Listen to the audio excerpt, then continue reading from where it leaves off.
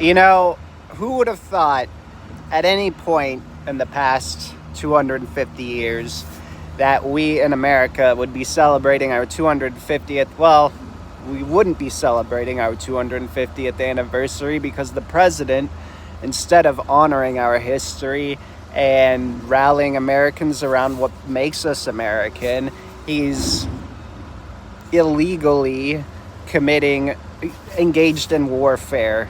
He has usurped the power of Congress to declare war and arrogated upon himself powers that constitutionally he does not have.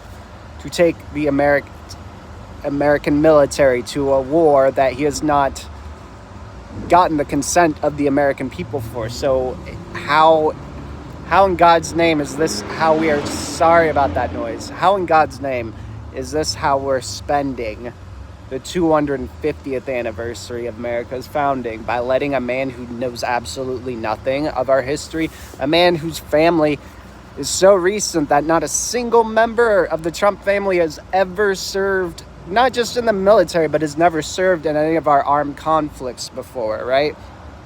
There are millions and millions and millions and millions and millions of Americans much more capable, much more deserving of the office than Donald Trump. There are millions of Americans whose families have laid it on the line for this country. And so for the idea that this draft dodger would be waging a war without the consent of the American people when he explicitly ran on the fact that he wasn't going to be going to these stupid wars, right? He fucking lied to everybody.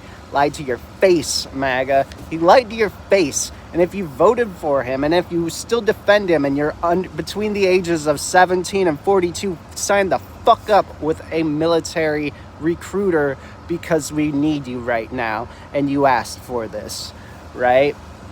That being said, we don't have to live with this, right? The Constitution gives us ways out of this situation. There is the 25th Amendment, which can be invoked by the cabinet, but that seems very unlikely to happen because more likely than not, people in Trump's cabinet are implicated in crimes that they would have so much more exposure to were he not the president than otherwise. So why would it be in their interest to invoke the 25th Amendment, even if it meant burning our fucking country down to the ground?